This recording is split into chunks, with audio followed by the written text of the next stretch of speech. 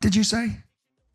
Was that an excuse? Did you just say I can't? I think what I heard you say is you don't want to, because you can do whatever the hell you want to do. As a man, 99% of the time you're going to be stressed or annoyed about something that's just happened, currently happening, or about to happen. That's life. We live constantly anxious. We have a lot of things to do. Yeah. And you either suffer the consequence of the stress it requires to be a somebody, or you suffer the consequence of having no stress because you're a fucking nobody and you work in Starbucks and then you're a no one. Yeah. There's no escape the eternal suffering of man. Women get to be happy. We build these huge empires so women can sit around and, sit with the baby and enjoy their lives. And we're happy to give it to them because we're nice. But happiness is for women and children. So many men say to me, how I don't feel happy. I'm like, so? You think I'm happy? 7 criminal convictions. I got nearly $1 billion. I'm still stressed. I got criminal convictions, work to do. I was up at 6 a.m. I gotta go here, I gotta go there. I've got to train, I've got to do this, I've got to do that. At what point do you think you've earned the right to wake up as a man and feel happy? Have men ever been happy? Name a period in human history where men were happy.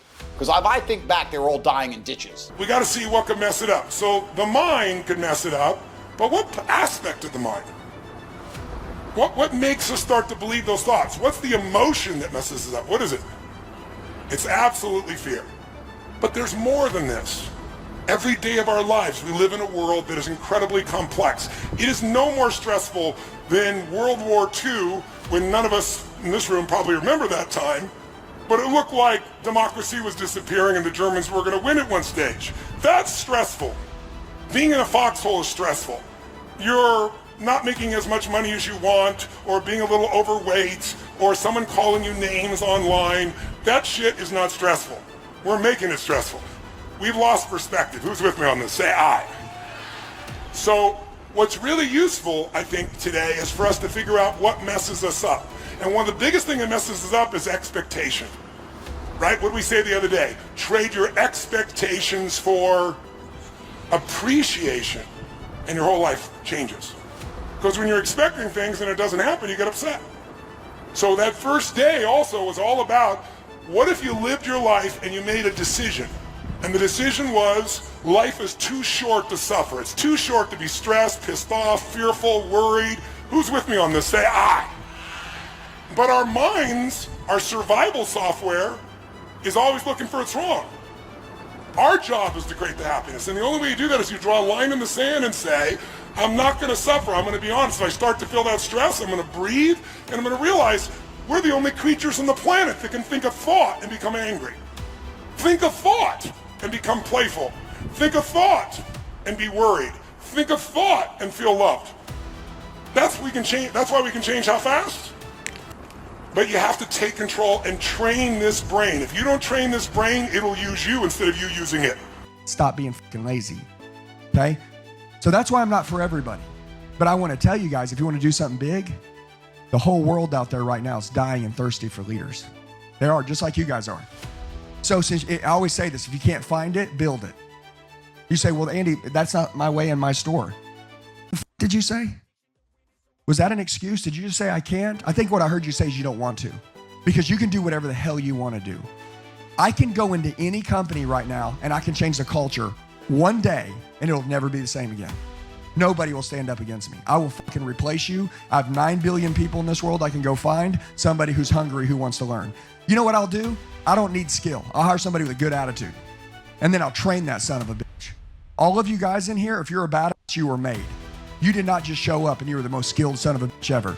You wanted it more, you had a good attitude, you had a good perspective on life, and somebody invested in you.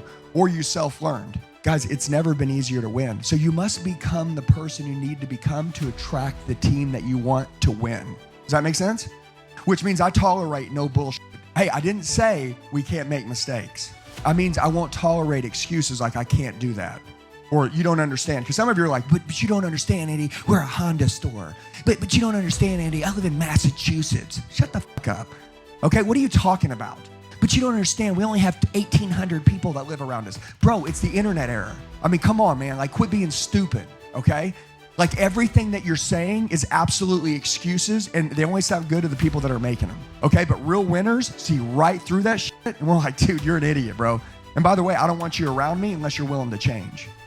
So Self-leadership. I'm going to tell you how to build a team and keep a team. Number one, you must lead by example by taking care of your own family, because step two is going to be leading other people. Does that make sense? Step one is going to be self-leadership. Step two is going to be leading other people. How in the hell can you lead other people if they don't like the way that you're leading your own family? Now listen to me. Do you think people are going to come to work and they're going to kick ass when they go home and have good and great lives at home? Yes or no? Have you ever seen someone come to work with a bad family life? Were they any good to you? Anybody that had problems at home right now, name one person right now that's got problems at home. They've got issues. They come to work and just fucking kick ass. They don't kick ass.